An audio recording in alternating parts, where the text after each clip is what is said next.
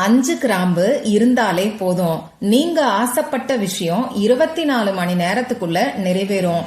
நீண்ட நாட்களா நிறைவேறாத வேண்டுதல்கள் கூட நிறைவேறும். இது என்ன பரிகாரம்னு தெரிஞ்சுக்கணுமா? வாங்க இந்த வீடியோல நாம தெரிஞ்சுக்கலாம். வரகி பக்தர்கள் அனைவருக்கும் வணக்கம். இது நம்ம ஆதி வரகி யூடியூப் சேனல். வரகி அன்னையோட அருள் பரிபூர்ணமா எல்லாருக்குமே கிடைக்கணும்னு மனசார பிரார்த்தனை செஞ்சுக்கிட்டு நாம இந்த பதிவை ஆரம்பிக்கலாம்.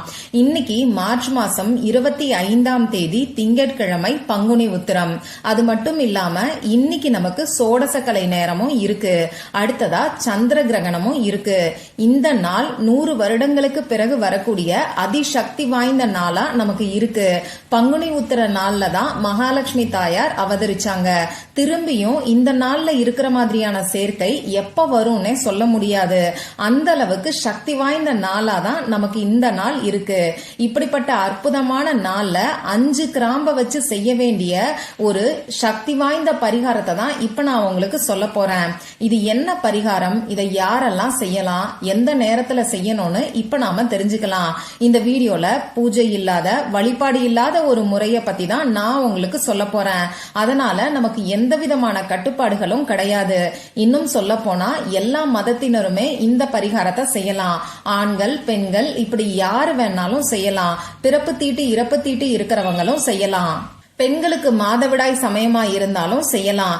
இன்னைக்கு நீங்க அசைவம் சாப்பிட்டு இருந்தாலும் இந்த பரிகாரத்தை செய்யலாம். இந்த பரிகாரத்துக்கு தேவையான பொருள் என்னன்னு பாத்தீங்கன்னா, நான் முன்னாடியே சொன்ன மாதிரி 5 கிராம்பு நமக்கு தேவைப்படும்.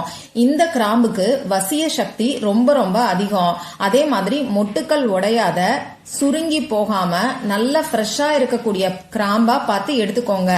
5 கிராம்பு போதும். இந்த எண்ணிக்கை இங்க நமக்கு ரொம்ப முக்கியம். அடுத்ததா ஒரு சின்ன துண்டு பச்சை கற்பூரம், அப்படி இல்லைன்னா சாதாரண கற்பூரத்தை இந்த பரிகாரத்துக்கு நீங்க எடுத்துக்கோங்க. எழுதுறதுக்கு நமக்கு பேப்பர் தேவைப்படும். கோடு போடாத அன்ரூல்டு பேப்பரா எடுத்துக்கோங்க.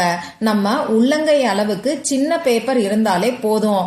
கசங்கி போன பேப்பர் எல்லாம் இந்த பரிகாரத்துக்கு நீங்க யூஸ் பண்ணாதீங்க. நல்ல ஃப்ரெஷ்ஷா இருக்கக்கூடிய பேப்பரா பார்த்து எடுத்துக்கோங்க.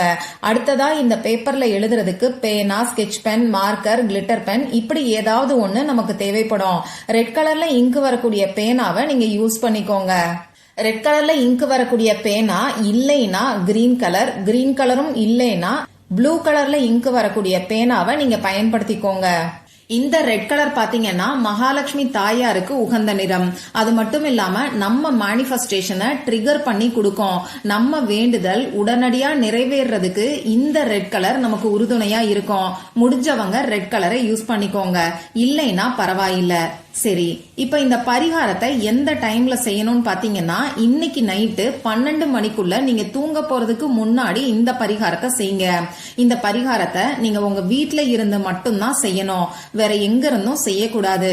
இன்னைக்கு இந்த பரிகாரத்தை செய்ய முடியாதவங்க, அப்படி இல்லைன்னா இந்த வீடியோவை நான் லேட்டா பார்த்தேன், நான் வேற எப்பெல்லாம் செய்யலாம்னு சொல்லி கேப்பீங்க. ஒவ்வொரு மாசமும் வரக்கூடிய பௌர்ணமி நாள்ல இந்த பரிகாரத்தை நீங்க தாராளமா செய்யலாம். அதே மாதிரி ஒரே ஒரு பௌர்ணமிக்கு மட்டும் இந்த பரிகாரத்தை நீங்க செஞ்சாலே போதும். தொடர்ந்து ஒவ்வொரு மாசமும் வரக்கூடிய பௌர்ணமியிலையும் செய்யணுங்கிற அவசியம் கிடையாது. ஒரு முறை செஞ்சாலே அற்புதமான பலன்கள் உங்களுக்கு கிடைக்கும். அதுவும் 24 மணி நேரத்துக்குள்ளேயே உங்களுக்கு பலன்கள் கிடைக்கும். சின்ன சின்ன வேண்டுதல்களா இருக்கும்போது 24 மணி நேரத்துக்குள்ள அதற்கான பலன்கள் உங்களுக்கு நிச்சயமா கிடைக்கும். கொஞ்சம் பெரிய வேண்டுதலா இருக்கும்போது உங்களுக்கு ரிசல்ட் கிடைக்கிறதுல கொஞ்சம் தாமதமாகலாம். ஆனா கட்டாயமா எல்லாருக்குமே நல்ல பலன்கள் கிடைக்கும். அதனால நம்பிக்கையோட ட்ரை பண்ணி பாருங்க. இப்போ தேவையான தகவல்கள் எல்லாத்தையும் நாம பார்த்தாச்சு. இந்த பரிகாரத்தை எப்படி செய்யணும்னு இப்ப நான் உங்களுக்கு சொல்றேன். உங்க வீட்டுல எந்த இடத்துல இருந்து வேணாலும் நீங்க இந்த பரிகாரத்தை செய்யலாம்.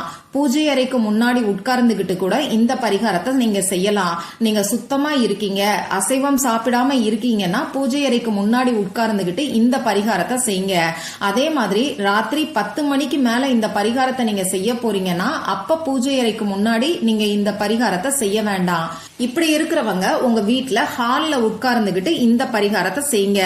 ஹால்ல கிழக்கு ஈஸ்ட் டைரக்ஷனை ஃபேஸ் பண்ணியோ நார்த் வடக்க பார்த்த மாதிரியோ நீங்க உட்கார்ந்துகிட்டு இந்த பரிகாரத்தை செய்யுங்க. இப்ப நீங்க எடுத்து வச்சிருக்க கூடிய பேப்பர்ல உங்களுடைய வேண்டுதலை நீங்க எழுதுங்க. உங்களுக்கு எத்தனை வேண்டுதல் இருக்கோ அது எல்லாத்தையுமே ரொம்ப ரொம்ப ஷார்ட்டா இந்த பேப்பர்ல நீங்க எழுதிக்கோங்க. உங்களுக்கு 2-3 வேண்டுதல்கள் இருந்துச்சுன்னா கூட அந்த 2-3 வேண்டுதலையும் இப்ப நான் சொல்ற மாதிரி எழுதுங்க. ஒவ்வொரு வேண்டுதலையும் தனித்தனியா நீங்க எழுதணும். அதே மாதிரி ஒவ்வொரு வேண்டுதலும் நடந்து முடிஞ்சிட்ட மாதிரி, அப்படி இல்லைன்னா இப்ப நடந்துகிட்டு இருக்கிற மாதிரி நீங்க எழுதணும். பாஸ்ட் டென்ஸ் அப்படி இல்லைன்னா பிரசன்ட் டென்ஸ்ல எழுதணும். அதே மாதிரி எதிர்மறையான வார்த்தைகள் நெகட்டிவான வேர்ட்ஸை நீங்க யூஸ் பண்ணக்கூடாது. கடன் தீரணும், அடகு வச்ச நகையை மீட்கணும், கஷ்டம் தீரணும், பிரச்சனை தீரணும், நோய் தீரணும், இந்த மாதிரியான வார்த்தைகளை பயன்படுத்தக்கூடாது. இது எல்லாமே எதிர்மறையான வார்த்தைகள் தான். இப்போ உங்களுக்கு கடன் பிரச்சனை இருந்தாலும் அடகு வச்ச நகையை நீங்க மீட்கணும்னு நினைச்சீங்கன்னாலும் பணவரவு அதிகரித்து விட்டது அப்படின்னு சொல்லி எழுதுங்க. பணவரவு அதிகரிச்சுட்டாலே ஆட்டோமேட்டிக்கா உங்களுக்கு இருக்கக்கூடிய கடன் பிரச்சனைய நீங்களே அடைச்சிருவீங்க. அதே மாதிரி அடகு வச்ச நகைய நாமளே மீட்டு எடுத்துருவோம். அதனால பணவரவு அதிகரித்து விட்டது அப்படின்னு சொல்லி எழுதினாலே போதும்.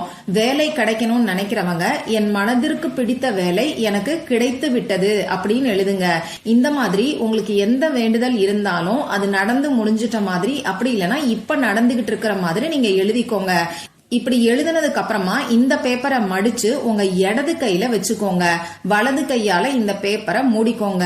இப்போ ஒரு 2 நிமிஷத்துக்கு உங்களுடைய ஒவ்வொரு வேண்டுதலும் நிறைவேறிட்ட மாதிரி நீங்க கற்பனை பண்ணி பாருங்க. இந்த இடத்துல ஒவ்வொரு வேண்டுதலையும் நீங்க தனித்தனியா தான் கற்பனை பண்ணி பார்க்கணும். ஒரே சமயத்துல 2-3 வேண்டுதல்களை போட்டு கற்பனை பண்ணி பார்த்து குழப்பிக்காதீங்க. தனித்தனியா ஒவ்வொரு வேண்டுதலும் நடந்து முடிஞ்சிட்ட மாதிரி, அப்படி இல்லைன்னா இப்ப நடந்துகிட்டு இருக்கிற மாதிரி நீங்க கற்பனை பண்ணி பாருங்க. இப்படி கற்பனை பண்ணி பார்த்ததுக்கு அப்புறமா ஒரு அகல் விளக்குல இந்த பேப்பரை வச்சுட்டு இதுக்கு மேல 5 கிராம்பும் ஒரு 2 துண்டு கற்பூரத்தையும் வச்சு இத நீங்க ஏத்தி வச்சுக்கோங்க. இந்த நெருப்பு அணைஞ்சு முடிக்கிற வரைக்கும் நீங்க அதே இடத்துல உட்கார்ந்து உங்க கண்ணால இந்த நெருப்பை பார்த்துக்கிட்டே உங்க வேண்டுதல் நிறைவேறிட்ட மாதிரி உங்க மனசுக்குள்ள திருப்பி திருப்பி நீங்க நினைச்சுக்கிட்டே இருங்க. எந்த அளவுக்கு நம்பிக்கையோடையும் மன உறுதியோடையும் நீங்க உங்க மனசுக்குள்ள கற்பனை பண்ணி பாக்குறீங்களோ அந்த அளவுக்கு உங்களுக்கு நல்ல ரிசல்ட் கிடைக்கும். அதனால நம்பிக்கையோட செய்யுங்க. இப்போ இந்த நெருப்பு எரிஞ்சு முடிச்சதுக்கு அப்புறமா இந்த சாம்பலை உங்க வீட்டுக்கு வெளியில வந்து நீங்க ஊதி விட்டுருங்க. இப்படி இந்த சாம்பலை ஊதி விடும்போது உங்க வேண்டுதல் நிறைவேறினதுக்காக இந்த பிரபஞ்சத்துக்கு நீங்க நன்றிய சொல்லுங்க. ஒரு சில சமயங்கள்ல கிராம்பு ஒன்னும் பாதியுமா எரிஞ்சிருக்கும். அப்படி எரிஞ்சிருந்தா கூட பரவாயில்ல, முழுசா எரியணும்னு சொல்லி திருப்பி திருப்பி கற்பூரத்தை வச்சு நீங்க ஏத்தி வைக்க வேண்டாம். ஒரு முறை கற்பூரத்தை வச்சு ஏத்தி வச்சுட்டாலே போதும். அதுல எந்த அளவுக்கு எரியுதோ அந்த அளவுக்கு எரிஞ்சாலே நமக்கு போதுமானது. இந்த மாதிரி சாம்பலை உங்க வீட்டுக்கு வெளியில மொட்டை மாடியில இருந்தும் நீங்க ஊதி விடலாம். வீட்டுக்கு பின்பக்கம், முன்பக்கம், வீட்டோட பால்கனில நின்னுகிட்டு இப்படி எந்த இடத்துல இருந்து வேணாலும் நீங்க ஊதி விடலாம். இவ்வளவுதான் இந்த பரிகாரம். நம்பிக்கையோட ட்ரை பண்ணி பார்த்துட்டு மறக்காம எனக்கு ரிசல்ட்டை ஷேர் பண்ணுங்க. இந்த பதிவுல உங்களுக்கு ஏதாவது சந்தேகம் இருந்துச்சுன்னா எனக்கு கமெண்ட் பாக்ஸ்ல கேளுங்க. அதை நான் உங்களுக்கு உடனே தெளிவுபடுத்துறேன். இந்த பதிவு உங்களுக்கு பிடிச்சிருந்தா லைக் பண்ணிட்டு உங்க ஃப்ரெண்ட்ஸ் அண்ட் ஃபேமிலி கூட ஷேர் பண்ணுங்க. இந்த மாதிரி அந்தந்த நாளுக்கும் நேரத்துக்கும் திதிக்கும் உரிய வழிபாடுகளையும் பரிகாரங்களையும் நீங்க மிஸ் பண்ணாம தெரிஞ்சுக்கிறதுக்கு நம்ம சேனலை மறக்காம சப்ஸ்கிரைப் பண்ணிட்டு பக்கத்துல இருக்கக்கூடிய பெல் ஐகானையும் பிரஸ் பண்ணிக்கோங்க. மற்றும் ஒரு பயனுள்ள பதிவுல நாம சந்திக்கலாம். நன்றி.